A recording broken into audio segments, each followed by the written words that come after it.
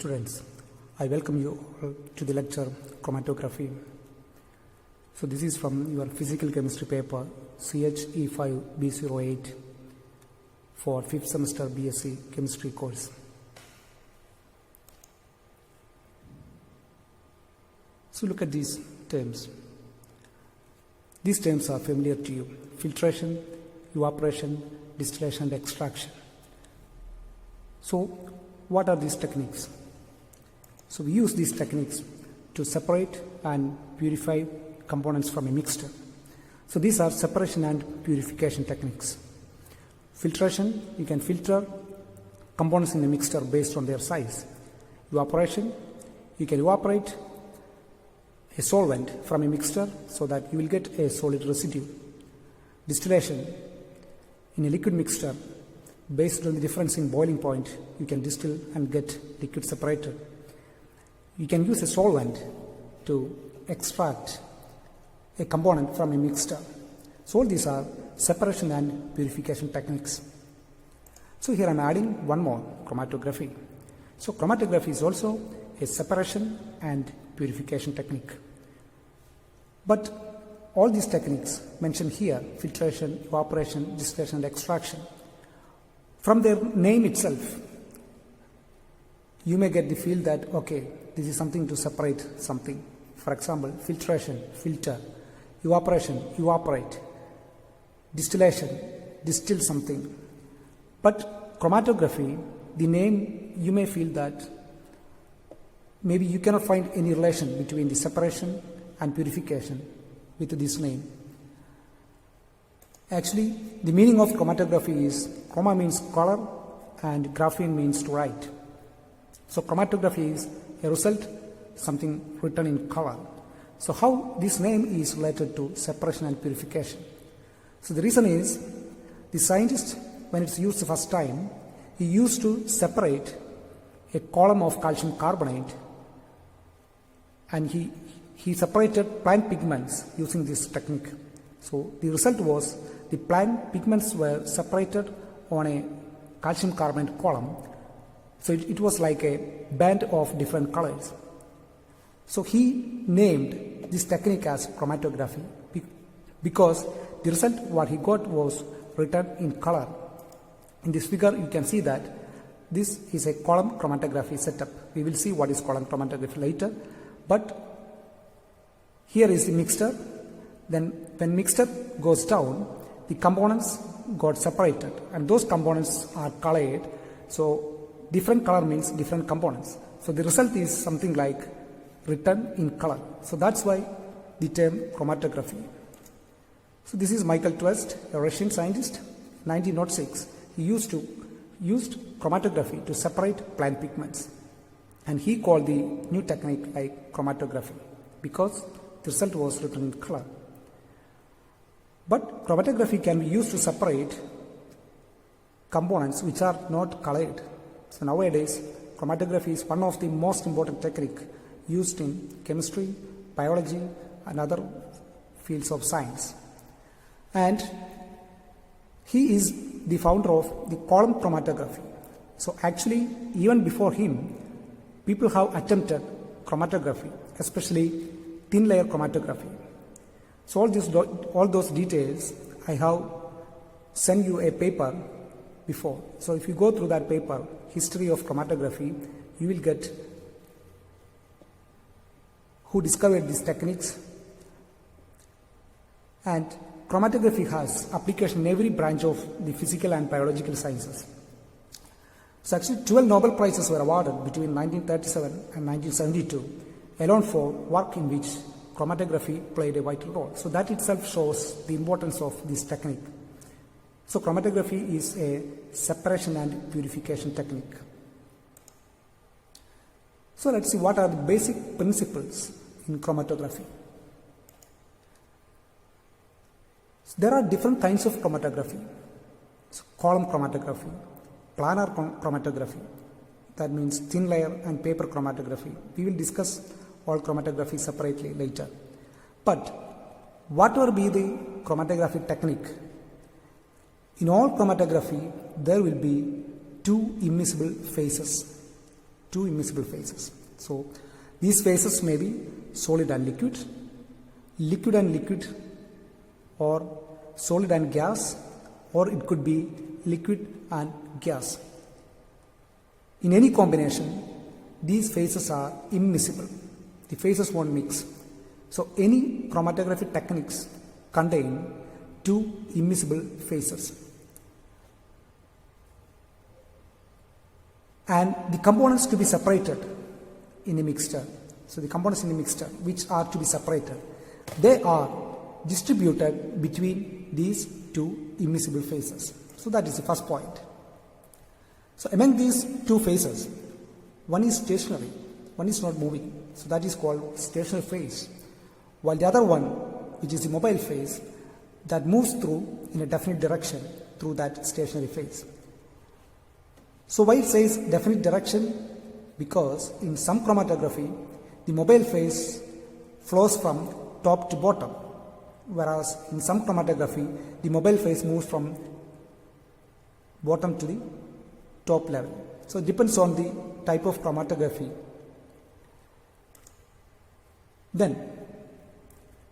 So there are two immiscible phases.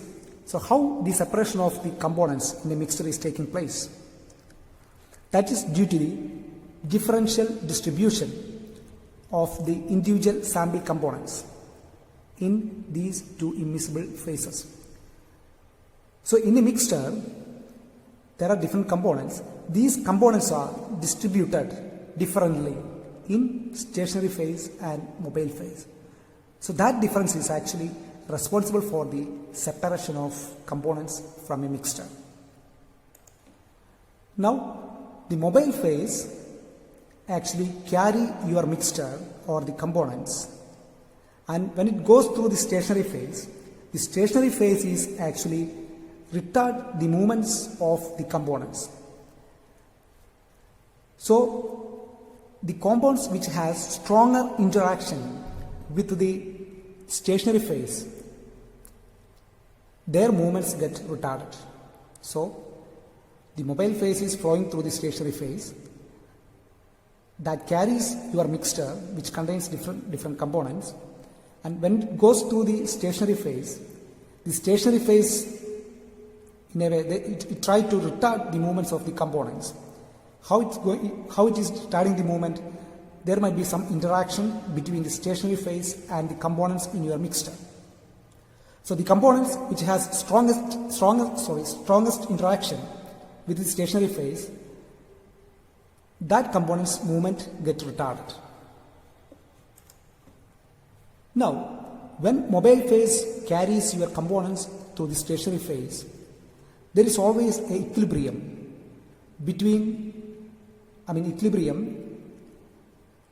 where the concentration of your component in stationary phase and mobile phase, that will equilibrate. So that means the components in your mixture interact with the stationary phase, and the mode of interaction, it could be either adsorption, partition, and some other kind of interactions. So mainly adsorption and partition. So always the concentration of the components in your mixture, that will equilibrate between the stationary phase and the mobile phase. And the interaction between the stationary phase and stationary phase and your components is mainly through adsorption, especially when your stationary phase is a solid. Partition, suppose if your stationary phase and your mobile phase, if both are liquid, or your stationary phase is a liquid and mobile phase is a gas, in those cases the principle is partition. So adsorption, partition, and some other interactions, that will equilibrate the concentration of the components in your mixture in stationary phase and mobile phase.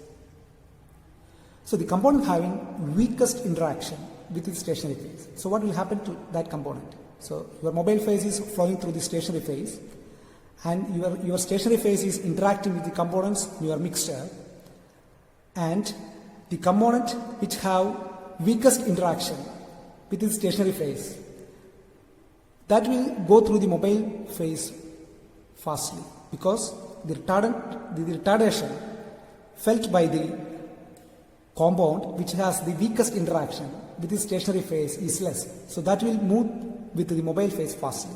So that component will come out first. Okay. And the component which has the strongest interaction, that comes out last because that component is interacting with the stationary phase and that component likes to stick to the stationary phase most of the time. So that component will comes out last. So that's how the separation is happening. So here I have given two pictures. The first one is a picture of column chromatography technique. Here you can see a white colored powder which is packed inside the column. So that is the stationary phase. That is a solid stationary phase. And top of that there is a liquid which is the mobile phase. So in this column chromatography, in this picture, the stationary phase is a white colored solid and mobile phase is liquid. So stationary phase is solid and mobile phase is liquid. And the brown color, that is the mixture. So this is just to start the chromatography. So when this mixture going down through the column, how it's going down through the column? Because your mobile phase is coming from top to bottom through the stationary phase. So on the way, it will carry the mixture through the stationary phase, and that time the compounds in your mixture will interact with the stationary phase, and the compound which has weakest interaction with the stationary phase, that will comes out first, and the compound which has strongest interaction with this stationary phase, that will come at the end. Here is another picture which is another kind of chromatography, which is planar chromatography. So here the white colored stuff which is coated on a surface, that is the stationary phase. Okay. So and mobile phase is here you can see this glass slide is placed in a beaker. So at the bottom of the beaker there is a liquid. So that liquid is your mobile phase. So here in the column chromatography, in this picture, the mobile phase is moving from the top to bottom, whereas in this chromatography, the mobile phase, the liquid, which is flows from the bottom to top or down to up. That is because of capillary action that we will see later. Okay. So anyhow, here I want to show what are the stationary phase and mobile phase in different chromatography techniques. So next, how we can classify chromatography. So as I told you, there are different chromatography techniques available. So chromatography can be classified in different ways. So we will see three important ways of chromatography classification. So the first one is based on two immiscible phases. So as I told you, in any chromatographic method, there are two immiscible phases. One is the stationary phase and the mobile phase. So based on the stationary phase and mobile phase, chromatography can be classified. So chromatography is classified mainly into two. One is liquid chromatography, the other one is gas chromatography. So in liquid chromatography, the mobile phase is a liquid, and gas chromatography, the mobile phase is a gas.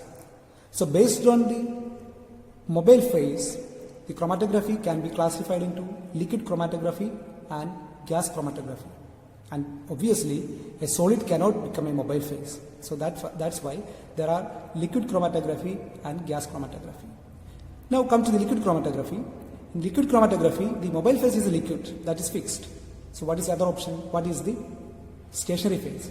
The stationary phase could be either it could be solid or it could be liquid.